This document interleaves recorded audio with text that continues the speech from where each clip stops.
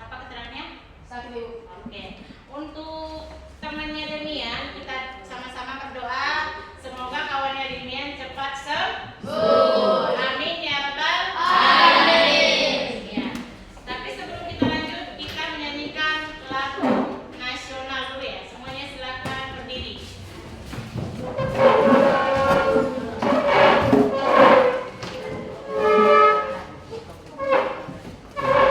Hari bisa memimpin di depan. Ya sama-sama aja, tanpa pakai musik kita menyanyikan lagu Garuda Pancasila ya. 1, 2, 3, ya. Garuda Pancasila, akulah pendukungmu. Patriot proklamasi, sedia berkorban untukmu. Pancasila dasar negara, rakyat adil makmur sentosa, pribadi bangsaku. Ayo maju, maju, ayo maju, maju, ayo maju, maju. Oke, silakan duduk.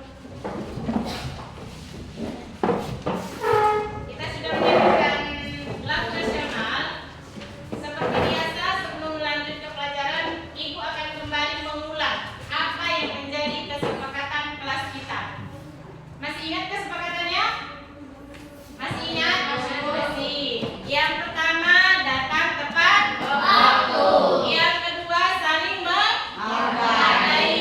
Kalau ada kawannya berbicara, yang lain menjadi pendengar. Oke, terima kasih. Kita lanjut ke materinya. Nah, untuk materi kita hari ini adalah etika dan resiko kecerdasan artifisial. Ini adalah lanjutan materi yang sudah pertama kita bahas mengenai AI. Sekarang bagaimana etika atau resikonya, ya?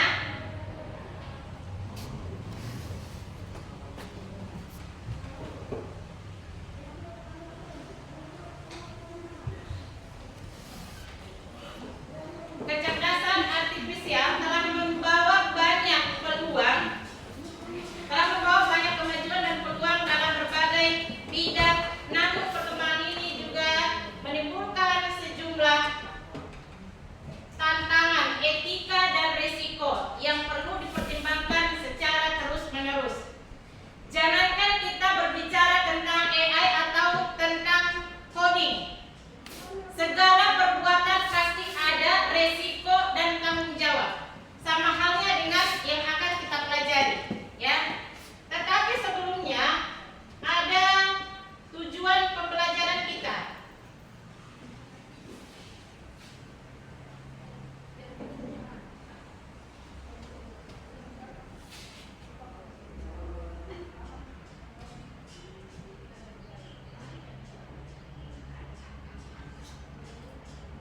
Nah, di sini sebelum kita melanjut, kita harus berpikir, kita mempelajari ini untuk apa? Apa tujuannya kita mempelajari pada materi ini? Yang pertama adalah mengidentifikasi isu etika dan resiko dari penggunaan kecerdasan artifisial. Yang kedua, menganalisis dampak positif dan negatif dari penggunaan AI dalam kehidupan sehari-hari. Yang ketiga, menyampaikan pendapat secara kritis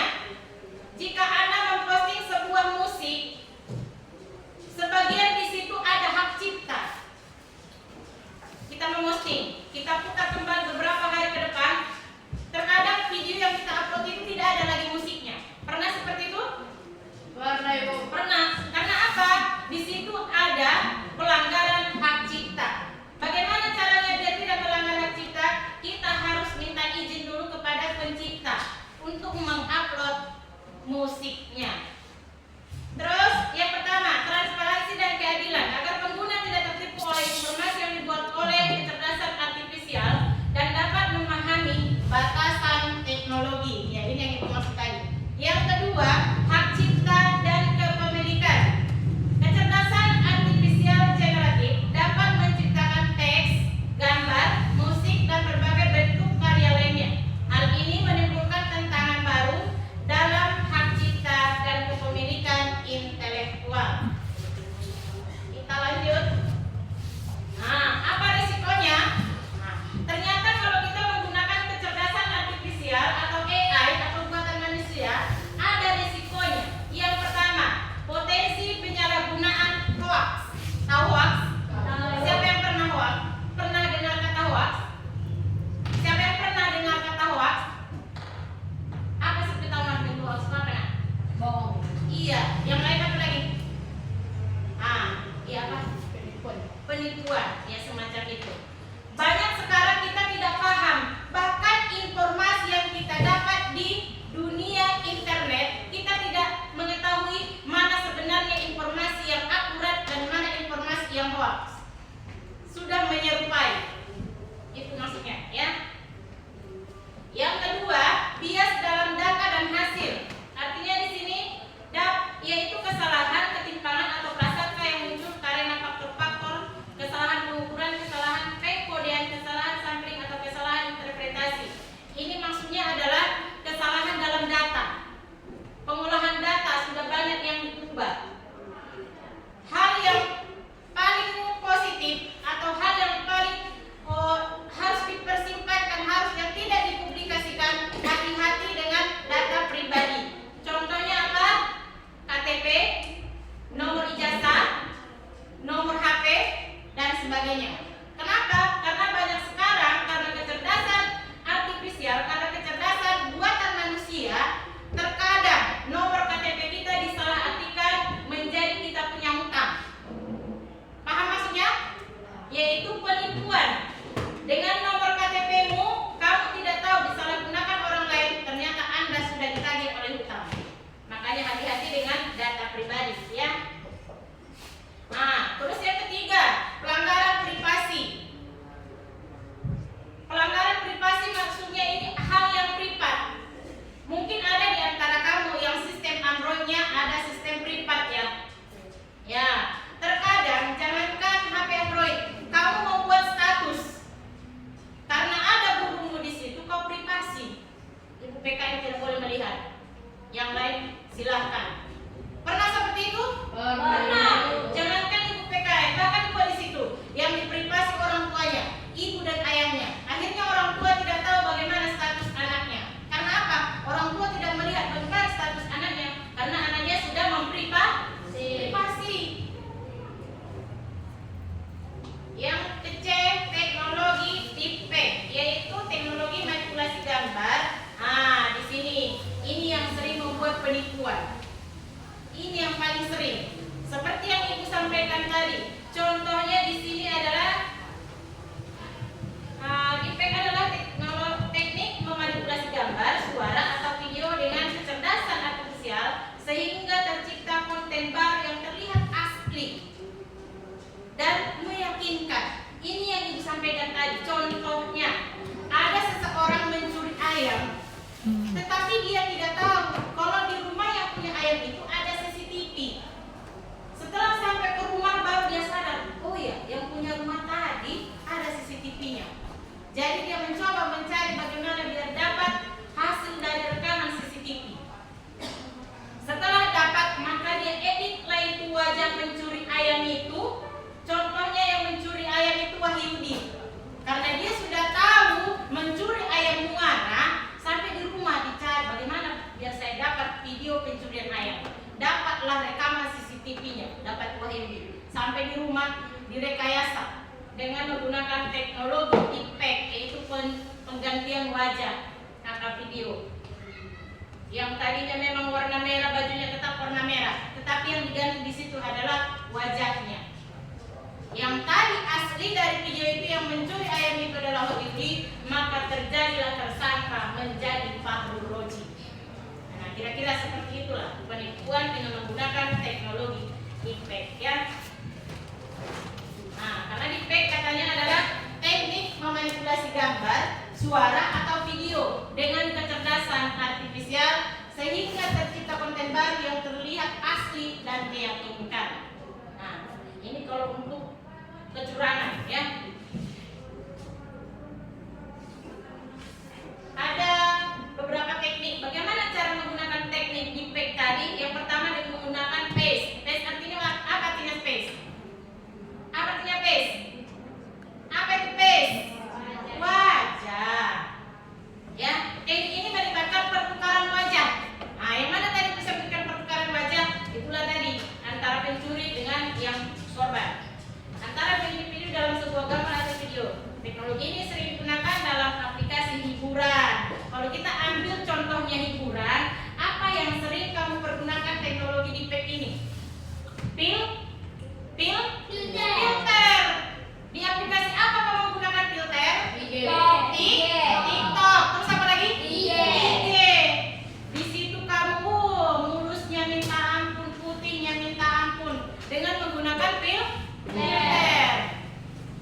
Akhirnya terjadilah perkenalan antara Nurul dengan Rizky karena di TikTok wajahnya putih sekali. Oh, ini kayaknya saudara saya, mirip dengan saya. Nah, minta kode-kode nomor HP, akhirnya jumpa. Setelah jumpa, sama sekali tidak ada hubungan persaudaraan. Karena apa? Efek filter tadi. Kalau kau coba perhatikan efek dari TikTok itu, kamu bahkan sama semua wajahnya. Karena memilih filter yang sama putihnya, sama warna lipstiknya, sama warna alisnya, sama keningnya. Kenapa? Dengan menggunakan face atau wajah. Yang kedua adalah lip sync. Tahu artinya lip sync? Ini adalah suara. Nah, ini melibatkan sinkronisasi gerakan bibir, mulut, wajah atau bahkan tubuh objek dalam foto atau video seseorang dengan suara orang lain atau dengan track atau video tertentu. Yang kedua, puppet master. Yang keempat, voice cloning. Ini hampir sama dengan deepfake tadi ya. Oke, sampai di situ ada pertanyaan? Ada pertanyaan? Kalau tidak ada pertanyaan, Ibu bagi dua kelompok ya. Ibu bagi dua kelompok. Yang menyebutkan angka 1 menjadi kelompok 1. Yang menyebutkan angka 2 menjadi kelompok 2. Hitung. 2. Oke. Yang menyebutkan angka 1 sebelah sini berdiri, kelompok 2 sebelah sini. Ayo cepat. Oke, kembali. 1. Ke sana. 2, kembali. 1 ke sana. Kok ini itu 2, kembali. 1 ke sana. 2, bengong. 1 ke sana. 2 ke sini. 1 ke sana. 2 1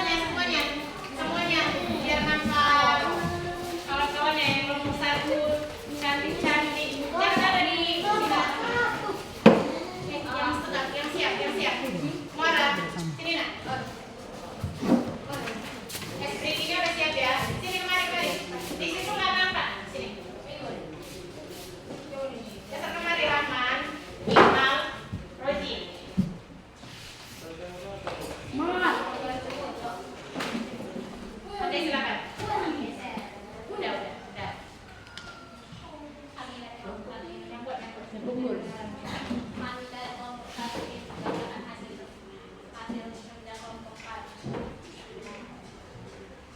Masalah itu kayak dalam sosial tersebut diskriminasi terhadap individu dan kelompok dapat menjadi bias dalam sistem AI analisis diskriminatif dapat ramalan yang terpenuhi dengan sendirinya dan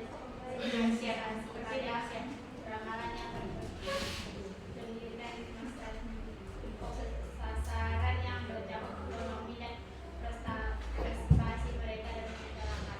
Oke. Tanya mah, ada yang bertanya? Ada yang bertanya? Bagaimana kelompok 2? Ada yang mau bertanya? Atau sudah jelas dengan jawabannya? Sudah jelas? Sudah? Sudah. Oke, tepuk tangan buat kelompok 1. Ya. Katanya jawabannya sudah puas. Ibu menambahi sedikit pertanyaannya. Apa masalah etika yang muncul dalam situasi kasus etika dan resiko kecerdasan artifisial? Ini tadi sudah Ibu sampaikan. Akan mungkin timbul kriminal. Karena apa? Adanya tadi pengeditan wajah atau pergantian wajah.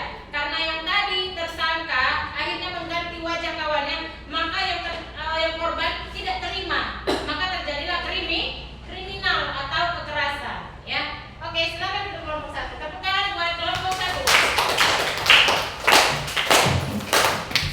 Kelompok 2 silakan.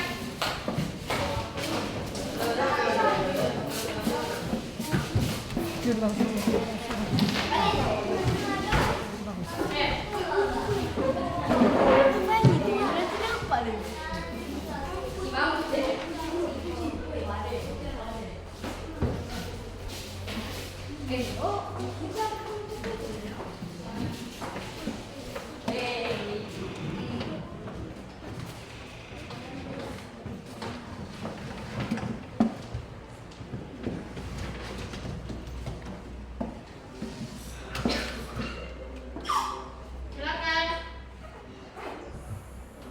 Apa dampak negatif penggunaan AI dalam Kami dari kelompok 2 Kami dari kelompok 2 ingin mempresentasikan hasil kerja kelompok kami. Apa dampak negatif penggunaan AI dalam proses ini? Privasi dan kemampuan ketergantungannya terlalu besar, kesulitan memahami kebutuhan AI, pengurangan keterampilan manusia. Ya, ada pertanyaan? Ada? Sudah pas? Yakin sudah pas? Oh, luar biasa ya. Oke, tepuk tangan dulu buat kelompok 1. Sekali menjelaskan langsung paham kelompok 1. Apa dampak negatif penggunaan AI dalam kasus etika dan risiko kecerdasan artifisial? Yaitu jawabannya adalah privasi dan keamanan ketergantungan terlalu besar. Karena kita sudah terbiasa menggunakan AI, maka kita sudah tergantung. Jadi sulit untuk berusaha langsung cepat menggunakan AI. Contohnya kamu mengerjakan PR ya, malas berpikir, dengan cepat menggunakan aplikasi apalagi Google, apa yang pergunakan? Gemini. Meta AI dan sebagainya, ChatGPT, Gemini dan sebagainya. Oke, tepuk tangan buat kelompok 2. Silakan.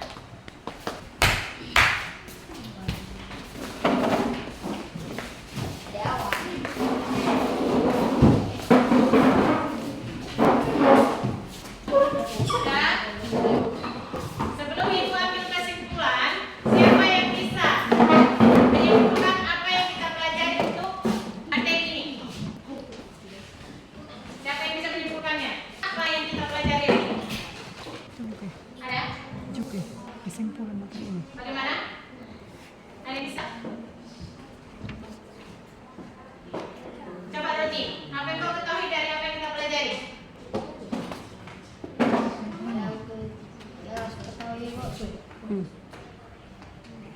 Tentang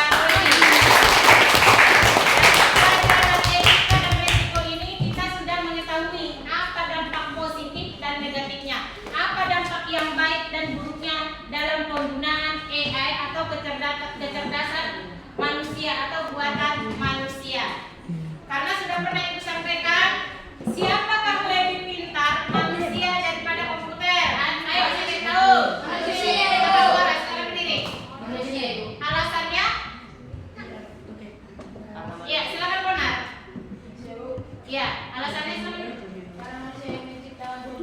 Iya, tepat sekali tangan teman-teman.